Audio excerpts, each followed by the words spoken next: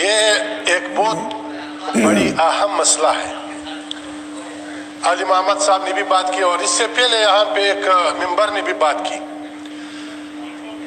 ان الدین عند اللہ الاسلام، دین اسلام ہے اور یہ مذہب اسلام کا نام ہے. مذہب مطلب کیا؟ اسلام.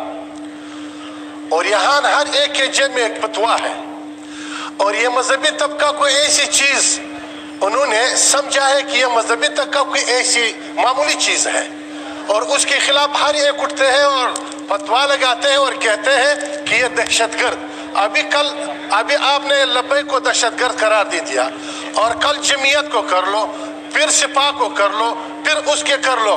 اس طرح امریکہ جو سب سے دنیا میں بڑے غنڈہ ہے اور اس کے ساتھ ناٹو کے اور پوری طاقت کے ساتھ ایک مذہبی طبقے کے خلاف افغانستان میں لڑے. 20 سال لڑائی میں کیا نتیجہ نکلا؟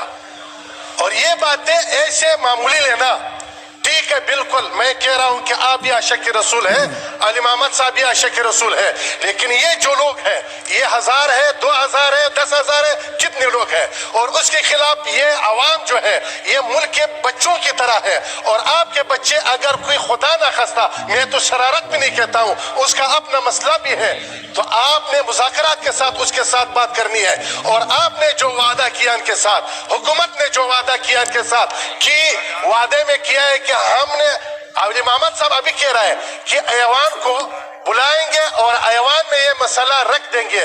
یہ وعدہ کب ہوا اور ایوان نے ابھی تک رکھا کیوں نہیں ہے؟ تو یہ جو ابھی اگر آپ کہہ رہے ہیں کہ بغاوت ہے، جو بھی ہے اس غفلت کی وجہ سے ہے اور یہ غفلت اس پہ ڈالنا یہ میرے خیال میں ظلم ہے. جناب اسپیکر صاحب مختصر میں یہ کہہ رہا ہوں، ایسے باتیں کہ ہر ایک اس طرح اٹھتے ہیں اور کہتے ہیں کہ یہ دہشت گرد کس نے بنایا، تو آپ اس طرح